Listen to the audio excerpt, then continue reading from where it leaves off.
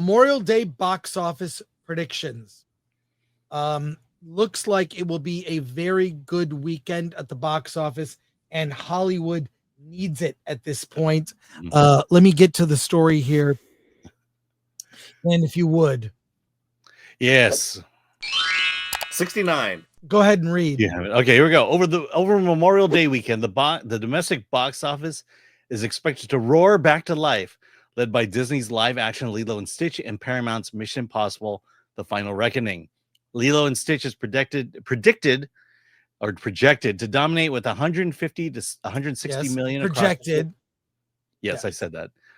4,410 theaters, with some analysts predicting that even higher turnout thanks to strong advanced sales. Meanwhile, Tom Cruise's latest Ethan Hunt adventure is targeting a robust 75 to 85 million from 3,800 theaters.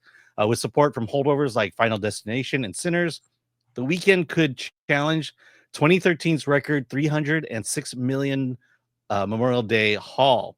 Internationally, Lilo and Stitch could do another 125, globally bringing it to 275 million. Strong start for a film with a $200 million production and marketing budget. On the action front, The Final Reckoning is gunning for a franchise best opening, hoping to eclipse Fallout at 61 million domestic, 200 global. But an eye-watering $400 million price tag, the stakes are sky high. The studio is betting big after previous installments, Dead Reckoning 1, underperformed, crushed in the wake of Barbenheimer, which dominated the cultural and box office conversation 2 years ago. Will this be Stitch Impossible, The Final Reckoning? Is that what this? Are they going to try to come up with a Barbenheimer name for Lilo and Tom, maybe? Lilo and Tom, what do you think? Yeah. I don't know if they will, because everything I've heard people try to combine it with sounds horrible. Right. But I mean, the Barbenheimer thing, it's not necessarily the films, but it's the fact that you have two major films coming out at the same time, both of which have distinctly different audiences and therefore won't cannibalize each other. And both movies may come out strong. I don't think Mission Impossible is going to be as strong as Oppenheimer. But I think Lilo and Stitch is going to be a clear winner Memorial Day weekend. Yeah, I think so too, because one, the running time is shorter. Two, it's, more broad appeal with families looking to get out of the heat and go see a movie. And Mission Impossible, obviously the demo skews older. So, we'll see. I am frozen again too. By the way, I found out what that is. What is it? It's my camera. Yes, I know. I ordered a new camera. I'll have it on Friday. So you're saying it's frozen because of your camera. I am frozen. That'll be the next Disney live action. But what do you think about this? Yeah. Okay. So the biggest thing that Lilo and Stitch has going for it is repeat value. It's just a fun film, and families will just see it over and over again, and that means big box office. So I don't know them. There's that long anxiety-inducing submarine scene in Mission Impossible. And I think that's going to keep people from wanting to see it a second time. Alan, it's coming. Alien Earth is coming. And they're doing this. I got this video.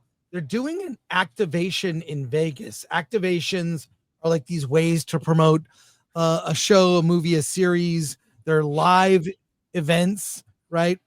And here it's on Instagram. I have the link to share with you and show you what they did to promote this thing. And I had it here somewhere.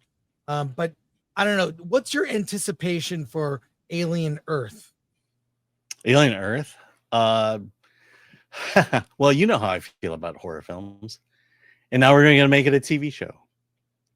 So I guess people who love aliens are going to love Alien Earth. The question is TV shows never live up to the hype.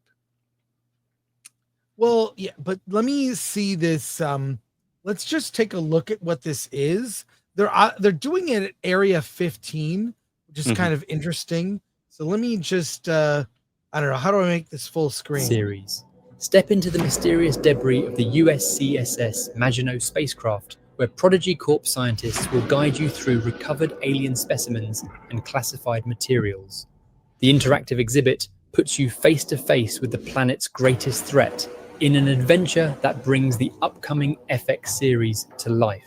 Located at Area 15's South Lot, this free event runs May 16th and 17th from 6 p.m. to midnight. It's open to anyone 18 and over, no reservation required. Just show up ready to explore if you dare. Be warned, a containment breach has occurred and hidden dangers lurk within these ruins. You'll experience exclusive interactive elements not seen at previous installations, plus take home special limited edition merchandise while supplies last. For the brave souls willing to enter, this is your chance to uncover secrets from Noah Hawley's highly anticipated sci-fi series before it premieres this summer on Hulu. Details in the comments. I'm your Vegas navigator. Follow for everything Vegas.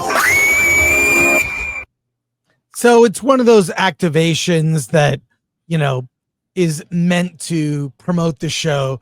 That's fine. I still haven't seen anything that convinces me Alien Earth isn't necessary. What do you think? You saw Alien Romulus. I did see Alien Romulus. I did finally see Alien not too long ago. These activations are just, I wish I could tell you that I loved going to these activations. They're cool. They then tend to be too short. They tend to not be worth the money. But if you're talking about the TV show, again, when has the TV show ever been as good as the movie, or at least delivered on the promises that the movie has promised on? But I'm sure it'll get a good audience. Yeah, you're making me be all pessimistic, and then you're gonna leave me out hanging out there with that comment. No, I'm just I don't know, your thoughts on it. I'm just curious. I think we discussed yesterday. I'm just not a TV guy. Yeah. But you're an Alien guy. Yeah, of course. I love aliens. I love horror movies. Yeah. Keep reading your email. No, I'm trying to pull up the link to the next story that kind of relates to this. Okay. Which is one of the weirdest and dumbest stories we may cover here ever on the show. And that is this. So we saw Alien Earth. Okay, that's a fine, activation to promote Alien Earth coming to Hulu. But Smurfs is coming to theaters. And in an event that probably no one cares about, they broke the Guinness Book of World Record for the most people dressed up as Smurfs in Landernau, France on May 17th. That's right. The town streets were flooded by a blue wave of festivity with more than 3,076 participants gathered, surpassing the previous record held by the German town of Lochringen of 2,762 participants. That's right. Do we not have a picture of this? 3,000 people dressed up as Smurfs. So we went from one activation to an activation that broke a world record of people dressed as Smurfs.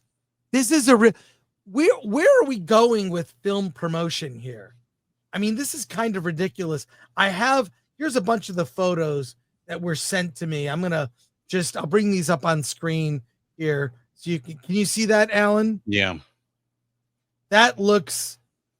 What does that even look like? There are 3,000 people dressed as Smurfs.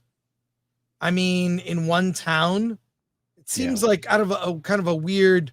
These are all the photos I can download and share. I don't know. Did you ever? Do you think of this? Yeah. I mean, did you ever own the Guinness Book of World Record book? I love that book. Yeah. I love that book. It was, the fattest man. There were physical records, but we're kind of scraping the bottom of the barrel on records here. I mean, it's kind of ridiculous. Yeah, and my issue with this is, back when we read the Guinness Book of World Records, it was just basically people wanting to get in the record book for something. So some person, some guy, some girl will try to break a record. Well, this is a corporate publicity stunt. That's where the Guinness Book of World Records are right now. It's now for promotion. It used to actually mean something. And I've seen some news segments. They show you how you can buy a record. You literally can buy a record. This was bought. This was a promotion, probably cheaper than buying TV time. But here are the people dressed up. I don't know. I would not be caught dead doing this. I mean, the way it used to be is you would gather your friends, they would gather their friends, they would talk to their clubs and their societies, and they say, hey, let's all dress up as Smurfs, come to this location, and we'll break a record. But this is clearly whoever's putting out this, I think it's Universal. It's clearly them trying, or whatever company it is, trying to buy a world record, and that's what they're doing here. When the next Smurfs movie comes out, they'll try it again. They'll do it again. I don't know. It's the Guinness Book of World Records. Dude, I remember buying that book as a kid. It was thick, and you would just sit there like, wow, could I ever lift that much weight? Or could I do this thing? You kind of dream about breaking the records. We are scraping the bottom of the barrel at what constitutes an actual record worth breaking. 3,000 people dressed as Smurfs and bluing themselves is kind of just weird. I mean, how many people got balloon? What would you say, chat? Do you say you blew yourself? What would you say, Alan? Yeah, they all got blued. That's all right. I just wanted to get a clean take of you saying you got blued. Yeah. Well, what can you say? I'm sure when a certain movie comes out, Disney will get the world's largest group of Ray Palpatines together. Yeah, that would be pretty awful.